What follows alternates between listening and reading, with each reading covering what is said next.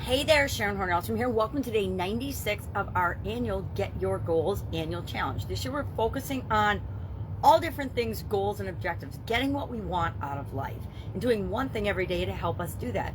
Not necessarily a great big thing, some days bigger than others, but something that moves us toward what we want every single day.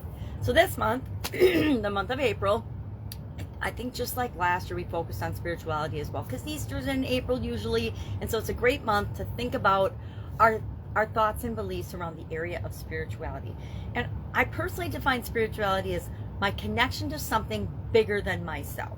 And you get to define it. We did that early on this month in a way that's right for you and feels right for you. So right now we are going through the SOAP framework, SOAP, and applying it to a spiritual goal that we want. We selected a spiritual goal a couple of days ago. Yesterday, we told ourselves a story using the journalistic framework, who, what, where, when, why, and how, of our current story and our desired story, to come up with a gap, because there's usually, and I would think always, a gap between where we are right now and where we want to be, especially if we're setting a goal in that area.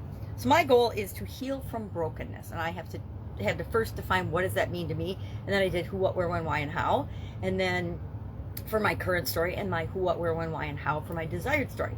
And the next step in the process, the O in the SOAP framework, stands for options, and that's where we begin answering the how question for me, for the how do I get from my current to my desired, as well as how do I achieve this goal, and what are the possible steps I can take, and options I have in front of me, or options is a great word. What could I possibly do to start moving me from where I am to where I want to go? And then over the rest of the process, we'll figure out how those things work, how we measure them, and how we can make them automatic for us going forward, so that I don't have to constantly think about how am I going to continue to move toward the achievement of that goal on a conscious level. I can move it into my subconscious and let that work for me. So how do we come up with these options? And if you've been around me at all, you know I'm a huge fan of brainstorming. I think it's one of the best ways to come up with possibilities. We just let our mind run wild and come up with anything that we could possibly do to solve a problem, or to fill a solution, or to take action soon, right? The faster we act on a decision, the faster we are at making sure that that's going to happen in our life. So I looked up some things about brainstorming. You know, there's verbal brainstorming. There's when you have a group of people together and they all throw out their ideas and somebody captures them on paper or post-it notes or a whiteboard. There's nominal group technique, which I was going to talk about as our way of analyzing alternatives tomorrow, but I think I might save that for another month, because we did it in April last year and I like to mix it up. And then there's like electronic and computer assisted and all kinds of super complicated models we can use in order to brainstorm. But there's also like 10 different types of brainstorming. I'm just going to mention those today. And if you want to pick one and learn a little bit more about it and do it, maybe I'll put it in the write-up, a little description of each of these different types of brainstorming in guide 17 of the Get Up and Go Challenge private Facebook group. If you haven't joined that yet, I invite you to join it. All you do is answer the 3 security questions, because we don't want anybody going in there and spamming us with stuff. I get that every day on every one of my profiles and everywhere I am online, and I just ignore it, but it gets really distracting when it shows up in private groups, people hitting me up for things all the time, or direct messaging you. So it's basically, you just say, yes, I'm not going to, or no, I'm not going to spam. All right, so what are 10 different types of brainstorming?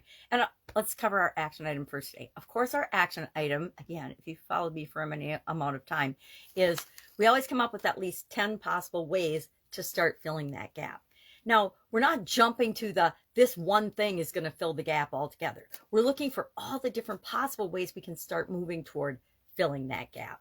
I know this one speaks to me because there are issues and things from my past that I have coated over and stuffed down and buried away and never dealt with. And those would be considered brokenness by most people. So I'm getting the opportunity to address, and I'm just going to start with one thing, right? And I think if I solve that one thing, it'll be like dominoes, and a whole bunch of other things that have been linked up to and associated with that will fall away and exit my life, which I think will give me more peace of mind, more freedom, more opportunity to be myself, which is what one of my goals for spirituality is.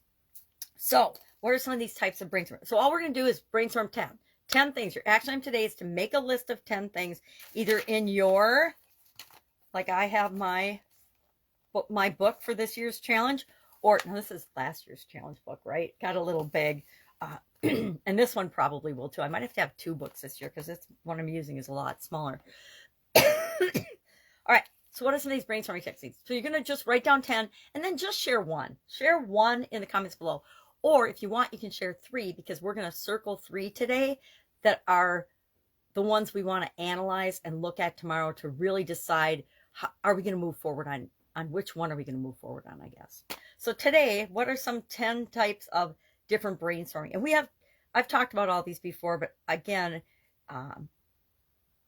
you can decide if you want to use an alternate one, or just sit down with a piece of paper and write out 10 things that might help you move from C to D. I call it C to D now instead of A to B, because we're moving from our current state to our desired state, our current situation with respect to this goal, and then what our life will be like, our desired state after we have achieved this goal. So brain writing, I've tried all of these because I've covered them in the past during different challenges in 2020 with the pandemic. And I said, okay, what are we going to do about this? Let's look at different ways of brainstorming possibilities of our life during this crazy time. So brain writing is when you just grab a piece of paper or a notebook and you just start writing. And you're thinking about the topic that you're working on, or not, because you never know what's going to come up, and you just start writing possibilities. And then you can go back through that and you can pick out the things that are your 10 things.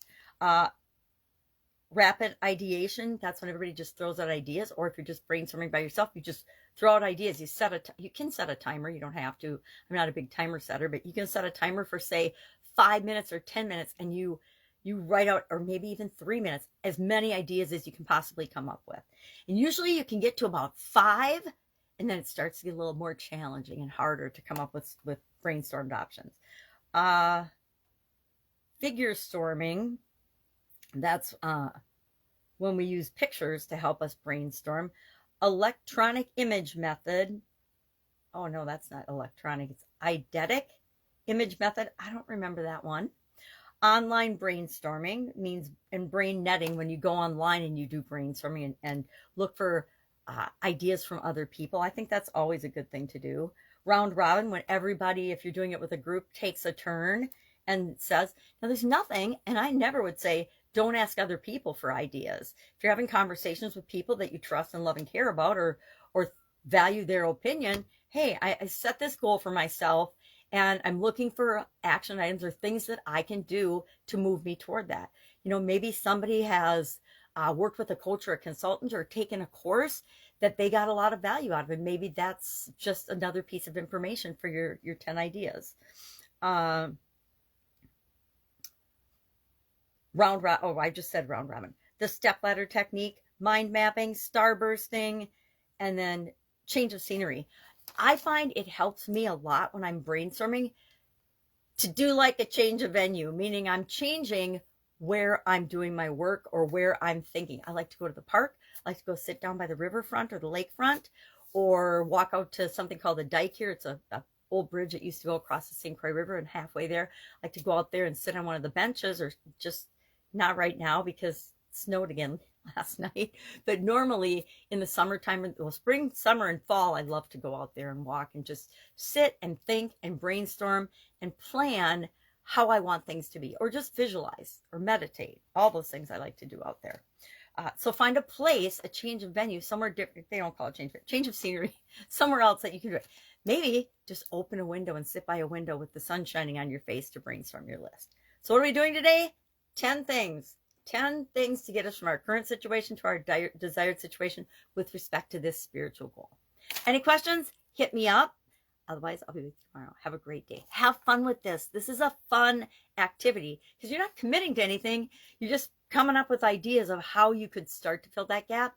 And I guarantee something will click and you'll be like, yes, I could do that. All right. See you tomorrow.